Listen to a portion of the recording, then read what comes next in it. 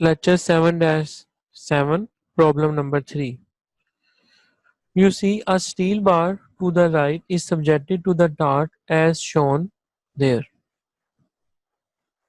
So you have to determine the maximum shear stress in the structure, and in part B you have to determine the angle of twist if the free end with respect to the fixed end. तो इस shaft का एक and जो है that's why वो यहाँ पे fix है, और जो टार्च यहाँ पे अप्लाई हो रहा है वो यहाँ पे रेड एरोस के साथ इंडिकेट किया हुआ है, इसका डायामीटर ब्लू एरो के साथ इंडिकेट किया हुआ है, और यहाँ पे इन हर टार्च के दरमियान डिस्टेंस को शो किया हुआ है, और जो बॉडी है हमारे पास वो सॉलिड सर्कुलर क्रॉस सेक्शन है थ्रू आउट। तो अब हम इसको सोल्व कर लेते हैं पहले पार्ट ए के लिए। तो यहाँ पे तो हमें मैक्सिमम शीयर स्ट्रेस कैलकुलेट करनी है, that is shear stress is equal to torque times rho और moment of polar moment of inertia that is G. अब ये जो रो है ये बेसिकली आर बी है, आप इसको आर बी कह सकते हैं, तो कोई ऐसा मसला नहीं है। सो यहाँ पे हमें डायामीटर गिवन है दैट इज 27.5 मिलीमीटर, हमें यहाँ पे इसका रेडियस चाहिए, आउटर रेडियस चाहिए। तो क्योंकि हमें पता है कि मैक्सिमम शीयर स्ट्रेस जो है, maximum shear stress occurs at outer surface from our previous lecture. So therefore rho is equal to 27.5 millimeter divided by 2। 2 से हम डिवाइड करेंगे तो हमारे पास इसकी रेडियस की वैल्यू आ जाएगी that is 13.75 millimeter. Now you know J is basically constant throughout at length. तो J, that is polar moment of inertia, is constant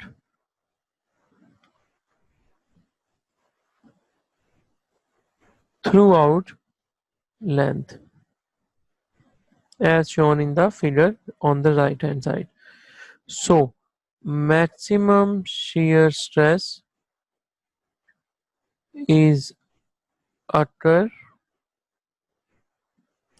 where torque is maximum. So first we have to draw the free body diagram at different ends CD, BC and AB. So सबसे पहले अब हम यहाँ पे C D के लिए free body diagram draw करते हैं।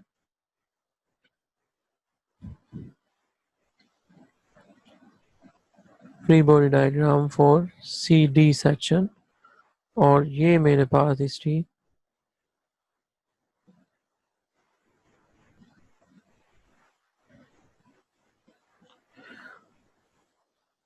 फ्री बॉडी डायग्राम आ जाती है। ये टार्ट आ गया दैट इज सी डी, और जो मेरे पास टार्ट एट आ रहा है 4 × 10⁵ न्यूटन millimeter.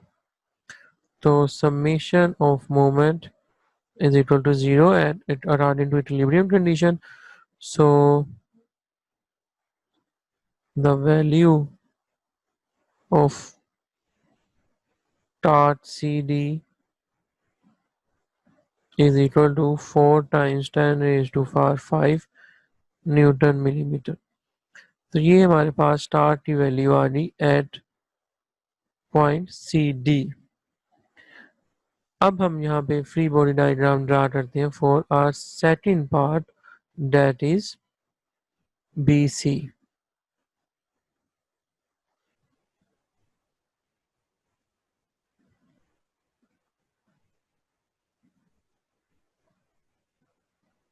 और ये मेरे पास इसकी जो है विजुअल रिप्रेजेंटेशन है कुछ इस तरह से।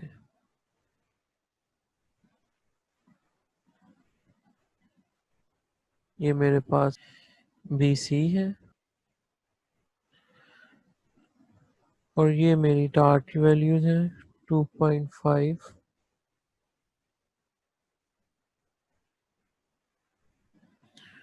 और ये जो मेरे पास सी डी की वैल्यू आई थी टार की, that is 4 × 10⁵ Newton millimeter. Again, according to equilibrium condition, summation of moment is equal to 0. और अब हम इसको सोल्व कर लेते हैं इक्वेशन को लिख के।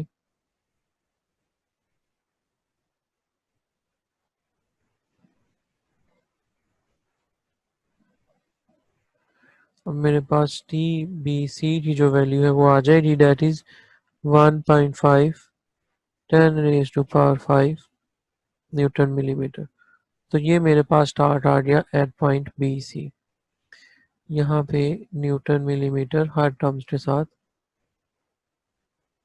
आएगा।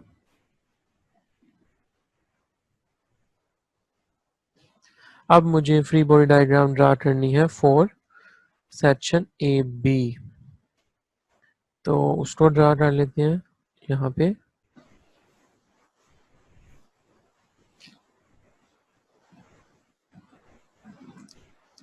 और ये मेरे पास इसकी शेप जो है कुछ इस तरह से होगी।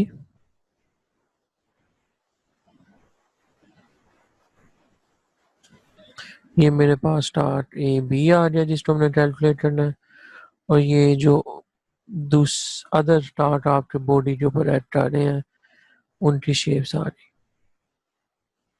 ये वैल्यू थी हमारे पास 4 × 10⁵ न्यूटन मिलीमीटर। ये वैल्यू आई है 2.5 10⁵ newton metre millimetre newton millimetre, और 3.75 न्यूटन मिलीमीटर, और ये इसके साथ 10⁵ भी है। ओके जी, अब हम यहाँ पे फ्री बॉडी डायग्राम ड्रा करते हैं, that is summation of m is equal to 0। और यहाँ पे हम इन सब वैल्यूज को कैलकुलेट कर लेते हैं। ये पॉजिटिव में है, ये नेगेटिव, ये पॉजिटिव, ये नेगेटिव। डायरेक्शन जो है वो ऑपोजिट में थी।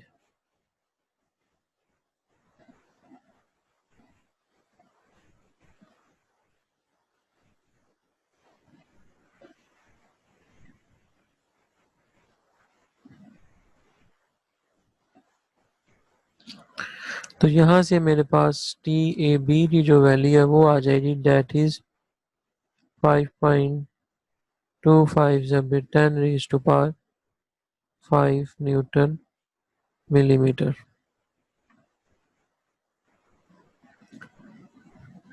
तो मैक्सिमम टार्क जो है वो हमारे पास टी ए बी का सेक्शन जो है उस पे लग रहा है। So largest torque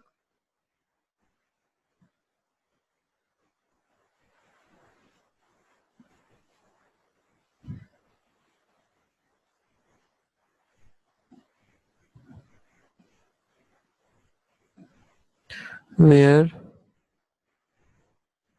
largest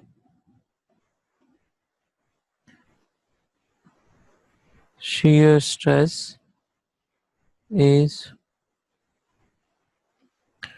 going to occur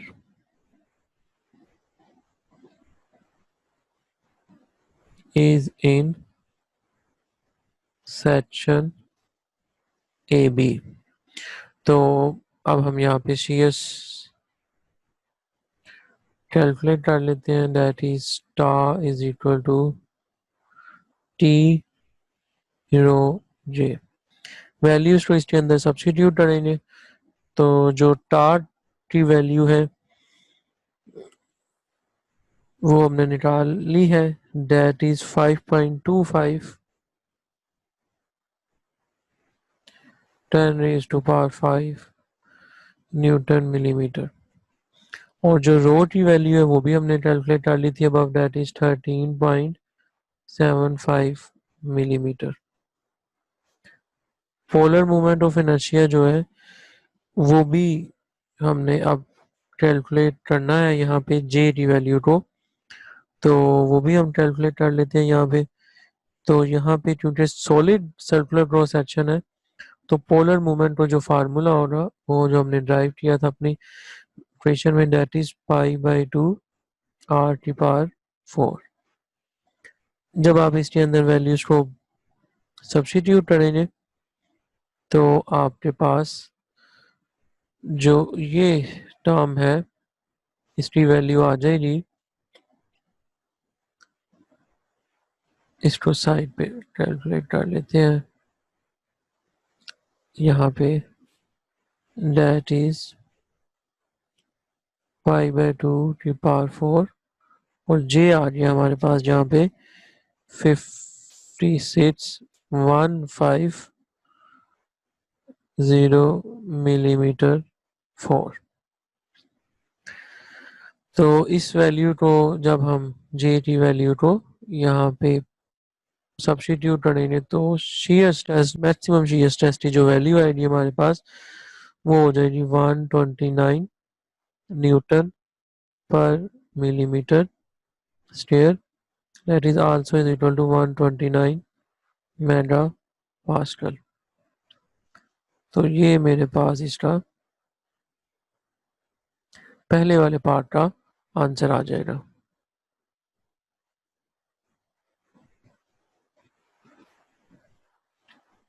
अब हमने यहाँ पे जो पार्ट बी है उसको कैलकुलेट करना है, that is angle of twist.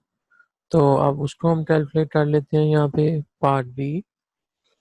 और जो एंगल ऑफ ट्विस्ट का फार्मूला हमने ड्राइव किया था वो हमारे पास होता है phi is equal to T times L over G J. G जो है वो हमारे पास मॉडुलस ऑफ रिजिडिटी है,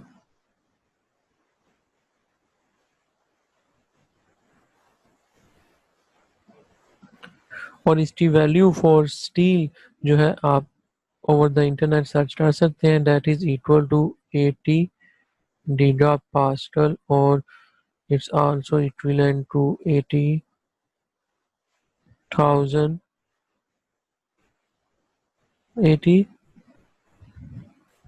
मेगा पास्कल।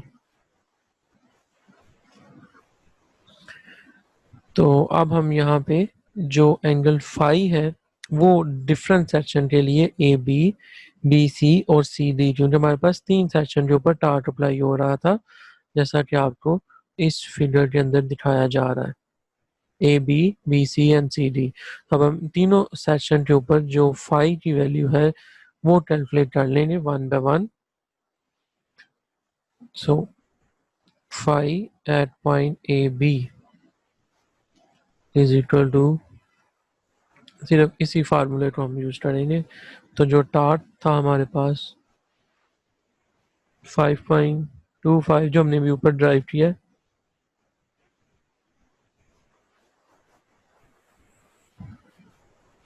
और जो लेंथ है वो हमें पर फिगर में गिवन है, that is 800 millimetre. From figure value आ जाएगी ये मॉडुलस ऑफ रिजिडिटी जो है वो आ गया, और जो पोलर मूवमेंट ऑफ इनर्शिया है दैट इज 56,150 mm4। तो जो आंसर आएगा हमारे पास दैट्स में इक्वल टू 0.0935 रेडियन, क्योंकि हम एंगल की बात करें और इसकी डायरेक्शन पॉजिटिव होगी। तो ये हमारे पास एट पॉइंट ए बी के लिए फाई ए बी की वैल्यू आ गई। अब हम फाई बी सी के लिए जो है वो कैलकुलेट करेंगे सेक्शन।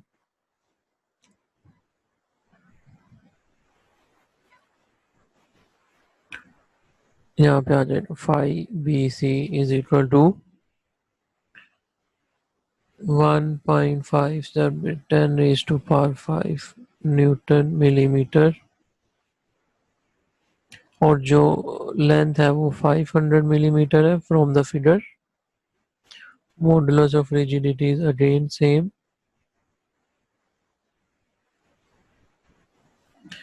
और इसके साथ साथ यहाँ पे जो पोलर मोमेंट ऑफ इनर्शिया है वो भी आ जाएगा। और मेरे पास फाई बी सी की जो वैल्यू आ जाएगी इज इक्वल टू 0.0167 रेडियन, और इसकी डायरेक्शन भी पॉजिटिव हो रही। अब हम यहाँ पे थर्ड एंगल फाई जो सी डी लेंथ है उसके लिए कैलकुलेट करते हैं। तो जो मेरे पास स्टार्ट है वो है 4 × 10⁻⁵ न्यूटन मिलीमीटर। जो लेंथ है हमें जो गिवन है क्वेश्चन में that is 300 millimetre. Modulus of rigidity आ जाएगा,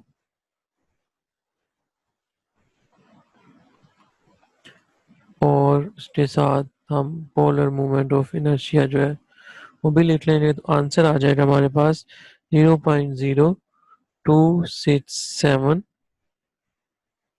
रेडियन, और ये है। और जो टोटल हमारे पास अब एंगल आएगा during twisting that is phi total is equal to the summation of these angles phi AB plus phi BC plus phi CD. So it's turned out to be 0.1369 radian, इसकी direction positive हो रही। और ये हमारे पास part B का answer आ जाएगा।